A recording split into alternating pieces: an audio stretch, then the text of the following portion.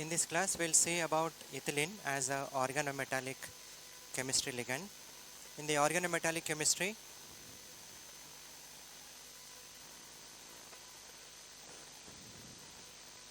ethylene is considered as a dihapto ligand.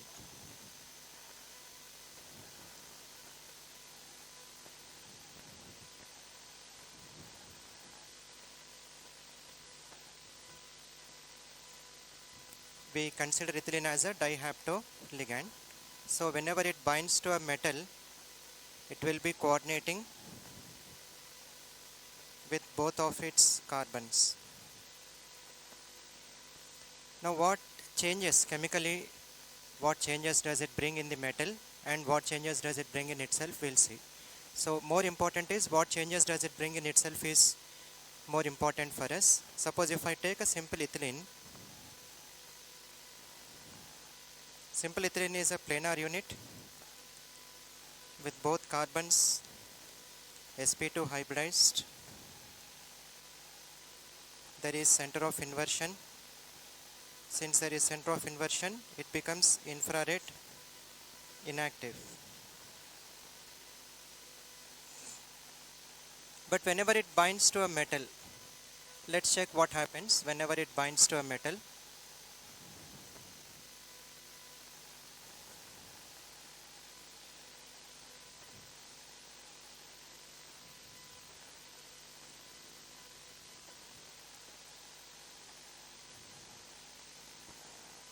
So clearly that whenever it binds to metal, you can see that CH2 units, they are not in plane, but they have some dihedral angle. So the two CH2 units, if I am just putting a plane for this CH2 unit, and if this is another CH2 unit, they are placed at a dihedral angle.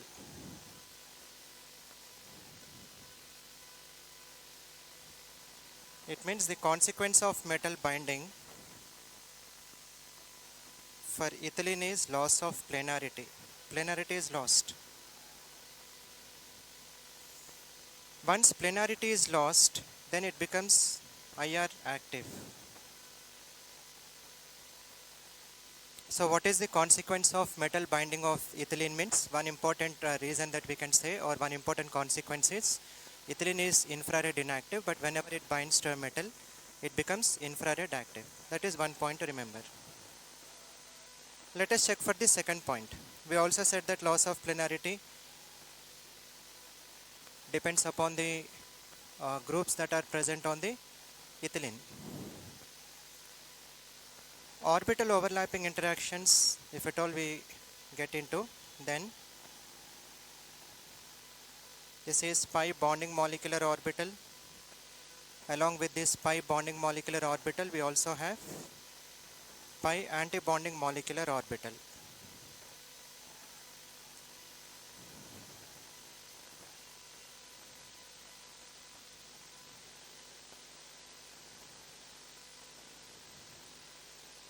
There are also hydrogens. So when metal comes and binds, symmetry matching overlappings can occur with S pz dot dz square of the metal, and plus to plus is matching. Metal will be taking electron density from the pi bonding molecular orbital of ethylene. So that forms a sigma bond between the ethylene and the metal. Here we can say that ethylene is acting as a sigma donor. This coordination is ethylene acting as a sigma donor. Metal can also have another d orbital whose symmetry might be matching with that of the pi antibonding molecular orbitals of ethylene, wherein the electron density will be given into ethylene. Here electron density is being given into ethylene antibonding molecular orbital. This is ABMO, whereas this is BMO. So BMO of ethylene is forming a sigma bond, and hence we are calling ethylene as a sigma donor. ABMO is forming a pi bond, and hence it is called as a pi acceptor. So overall, we can consider ethylene as a sigma donor. It is donating its sigma. It is donating its sigma means it is forming a sigma bond by donating bonding molecular orbital of pi electron density. and it is accepting electron density from the metal into antibonding molecular orbital. The consequence of both bondings is it is giving away its bonding electron density and it is accepting electron density into antibonding molecular orbital. Both of them will deplete bond order. So the bond order of ethylene is generally considered to be 2. But due to these two bondings, now the bond order is not considered as 2, it is anywhere between 1 and 2. And once it is decreased, it is lesser than 2, it is moving towards 1, we say from sp2 hybridization, slowly it is tending towards sp3 hybridization. And once we say sp3 hybridization, trigonal planar will not come, it is tending towards tetrahedral geometry. And if pi bonding is more important,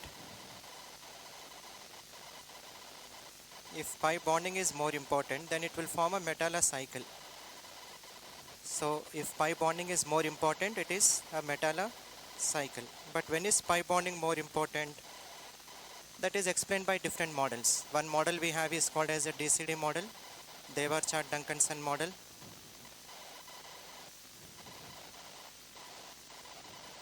Where sigma bond is more important. Another model is MCP model, metallocyclopropane model, where pi bond is more important. Both models have to be considered to explain the bonding between the metal and ethylene. Suppose in the place of hydrogen, suppose that I am taking fluorines.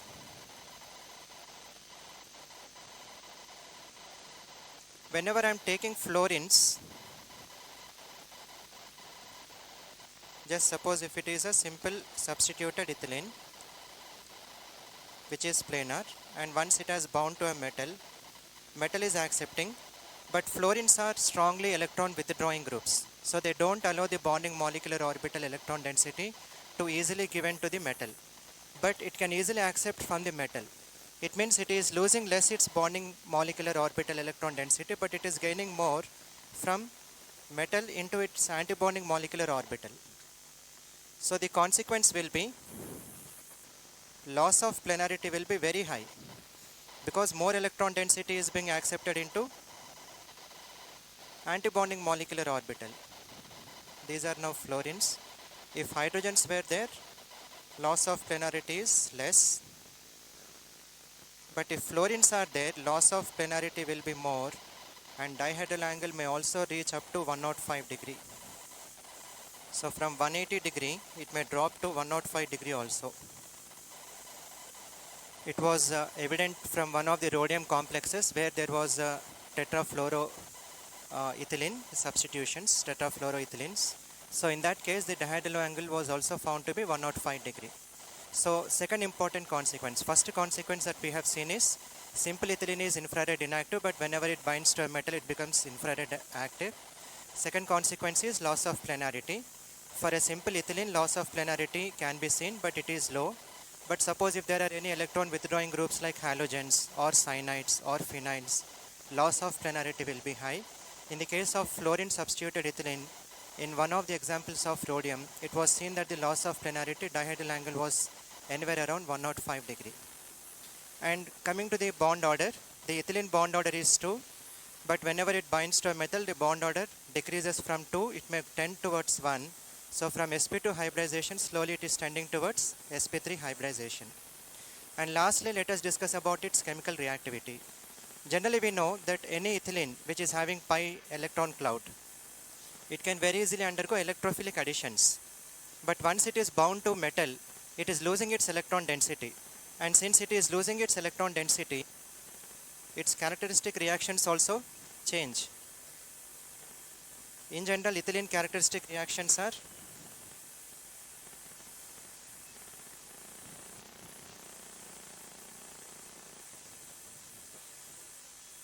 electrophilic additions. But from electrophilic additions, slowly its characteristic reactions change towards nucleophilic additions. One classical example which we can give is metal olefin cation. Suppose that I am having CO, CO4. This is coordinated to an olefin. This is a 18 valence electron compound. To this, if nucleophile is given, then where does it go and attack? The simple answer is it will go and attack at the olefin. So once it is going and attacking at the olefin, now slowly the olefin will be converted 1, 2 and 3. Yeah, this is nucleophile. Carbon CH2 CH2, and here we have a nucleophile. So the consequence that we have seen is whenever nucleophile comes and binds, the neta-2 ethylene is slowly converting into neta-1 ethyl, and nucleophile is attacking the ethylene because the electrophilic addition characteristic reaction is slowly lost and nucleophilic addition characteristic reaction is being imbibed into ethylene. So neta-2 is converting into neta-1. This is a very classical reaction which is explained on the basis of DGM rules, which we call them as Davis, Green and Mingo's rules. That is a different concept. So coming to ethylene, it is a dihapto in the organometallic compounds, and whenever it binds to a metal, it loses its planarity. Electrophilic nature is slowly converting into nucleophilic nature. Thank you.